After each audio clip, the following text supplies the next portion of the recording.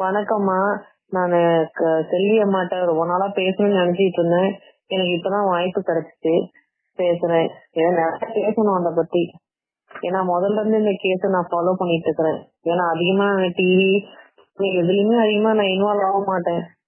இந்த பொண்ணு இறந்தாமே ஃபர்ஸ்ட் சரி ஏதோ இறந்து தெரியுதோ அப்படின்னு சூசைட் தான் சொல்லிட்டு இருந்தாங்க. அப்புறமே பார்க்க பஸ் இருக்குது, இது கட்டடம் எரிஞ்சிச்சு, ஸ்கூல்ல எல்லாம் என்ன ஆச்சு, ஏதோ இருக்கிறதுனால இப்படி நடக்குதுன்னு நான் நினைச்சேன். அதே மாதிரிதான் எல்லாமே இருக்கிறவங்களுக்கு ஒரு மாதிரியும் இல்லாதவங்களுக்கு ஒரு மாதிரியும் நடக்குது. முதல்ல இருந்தே வக்கீல் இருந்து டாக்டர்ல இருந்து எல்லாருமே அரசியல்வாதிகளும் சரி அவங்களுக்குதான் சப்போர்ட்டா இருக்கிறாங்க. எங்க அம்மாவுக்காக யாருமே சப்போர்ட்டாவே இல்ல. சொல்ல போனா முதல்ல அந்த அம்மா என்ன கேக்குறாங்க, டாக்டர் கேக்குறாங்க. எங்க தரப்பு ஒரு டாக்டர் கேக்குறாங்க. அந்த அம்மா சந்தேகமா இருக்கனாலும் டாக்டர் கேக்குறாங்க. ஏன் கோகுல்ராஜ் வழக்குல டாக்டர் கொடுத்தீங்களே, இதுல கொடுத்துருக்கலாமே, உடனே ஏன் அதுக்கு முட்டுக்கட்டை போடுறீங்க? டாக்டர் இருக்க வேணாமா, இவங்க இருக்கலாமா, பேரண்ட்ஸ் ஒரு பொண்ணு அறுக்கும் போது இருக்க முடியுங்களா? ஒரு தாயோட வழி புரிஞ்சுக்காம ஒரு நீதிபதி சொல்லியிருக்கிறாரு. அது கஷ்டமா இருக்குது. அடுத்தது இந்த பொண்ணு நம்பி அவங்க அம்மா டீச்சர்ஸ் அங்க இருக்க வார்டனு ஏன் சாந்தியை நம்பிதான் அந்த அம்மா விட்டுட்டு போனாங்க. அவங்க துணையா இருக்கலையே. ஏன்னா அவங்க குற்றம் செஞ்சதுனாலதானே ஓடுறாங்க. அந்த பொண்ணா விழுந்திருந்தா ஏன் ஓடுவாங்களா? கூட தானே இருக்கணும். இருக்கலையே, பக்கபலமா இல்லையே. அந்த அம்மா சொல்றாங்க என் பொண்ணு பக்கத்துல இருமா அப்படின்னு சொல்லும் போது ஏன் விட்டுட்டு ஓடுறீங்க? எதுக்குமே வரலையே, ஃப்ரெண்ட்ஸ் வரல, டீச்சர்ஸ் வரல, யாருமே வரலையே. எல்லாமே உன் பக்கம் தப்பா இருக்கனாலதானே வரல.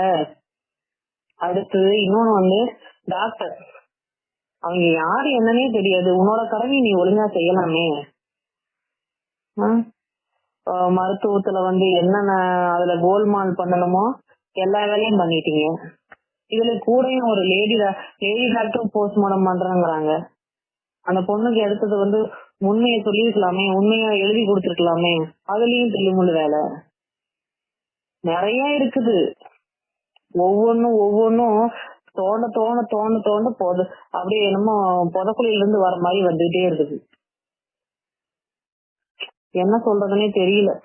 அவங்களுக்கு ஒரு தாயா அவங்களோட படுற கஷ்டம் எனக்கு எல்லாமே ரொம்ப வேதனையா இருக்குது. ஏன்னா எனக்கும் ஒரு பொண்ணு இருக்குது. இந்த தமிழ்நாட்டுல இருக்கிற ஒவ்வொரு வீட்லயும் சிறுமி வாழ்ந்துட்டாங்க. அவளை யாரும் மறக்க மாட்டாங்க, மறக்கவும் முடியாது. அந்த அளவுக்கு மனசுல பதிஞ்ச பிள்ளைய நீங்க போட்ட வீடியோ டெலீட் பண்றீங்க, எல்லாமே பண்றீங்க. டெலீட் பண்ணுங்க, உங்களால என்ன பண்ணுமோ பண்ணுங்க. நாங்க எங்களுக்குன்னு ஒரு காலம் வரும்ல, அதுக்கு திருப்பி தக்க பதிலடி நாங்க தருவோம்.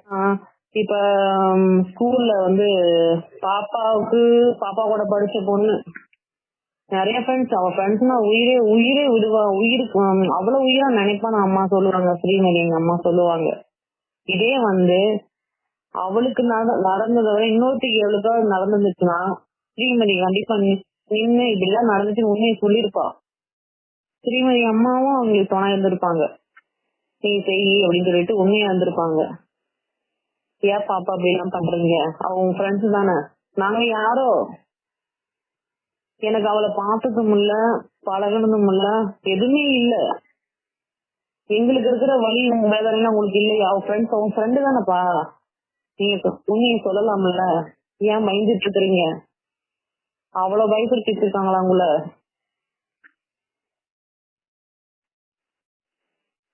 இதே கொடுமை மறுபடியும் நடக்காதுன்னு என்ன நிச்சயம்? இதை 7 கொலை பண்ணிக்குதான் அப்படின்னு சொல்றாங்க. மறுபடியும் அதே ஸ்கூல்ல கொண்டு போய் சேர்க்கறீங்க, எல்லாம் பண்றீங்க. என்ன உத்தரவாதமே தெரியல. அந்த அம்மா அந்த அம்மாவை உடனே டார்கெட் பண்ணி ஒண்ணுன்னா 9ன்னு வச்சு பேசுறாங்க. இந்த பள்ளிக்கூடத்துக்கான ஒரு கோர்ட்ல ஒரு கேஸ் போட்டா உடனே எடுத்து உடனே எல்லாம் அடுத்த நாளே விசாரணைக்கு வருது. இந்த அம்மாவை அப்படி கடப்படையே போட்டு வச்சிருக்கிறாங்க. எதுவுமே நடக்கவே மாட்டேங்குது. நாங்க டெய்லி பாத்துட்டே தான் இருக்கிறோம். ஏதாவது வருமா, பாப்பாவுக்கு எதுலயாவது ஒரு வகையில நீதி கிடைக்குமா அப்படின்னு பாத்துட்டே தான் இருக்கிறோம். இன்னொன்னு சொல்லணும்னா, பாப்பாவுக்கு இப்படி நடந்தப்ப எத்தனை சேனல்காரங்க வந்தீங்க பிடிச்சிங்க, உங்களுக்கு வியூஸ் வரணும், இது வரணும், காசு வரணும்னு எத்தனை பேர் அந்த அம்மா பின்னாடியே போய் போய் எல்லா வீடியோ எடுத்தீங்க பிடிச்சிங்க. இப்ப ஒரு சில பேர் தான் பேசுறாங்க, அதையும் முடக்குறாங்க.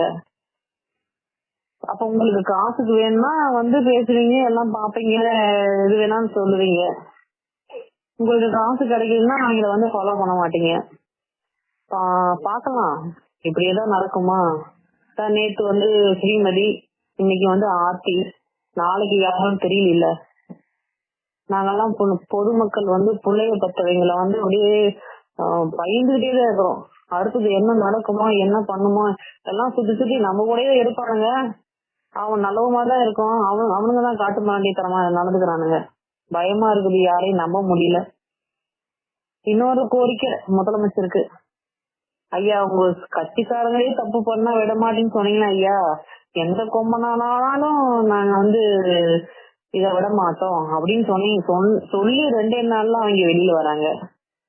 எப்படி ஐயா, மறந்துட்டீங்களா? ஸ்ரீமதி அம்மா கொடுத்த வாக்குறுதிக்கு மறந்துட்டீங்களா? நாங்களும் பாத்துட்டு தான் இருக்கிறோம்.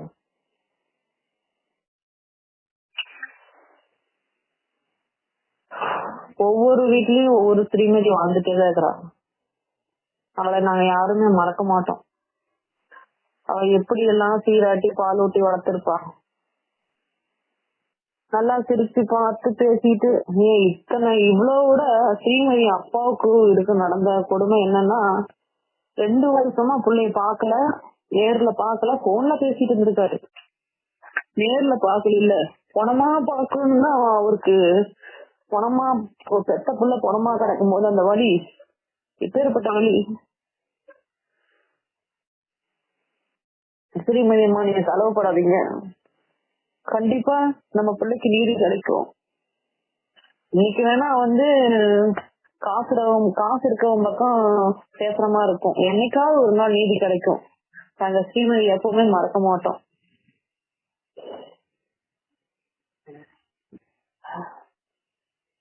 நாங்க அந்த குடும்பத்துக்கு ஆறுதலாவும் துணையாவும் எப்பவுமே இருப்போம்.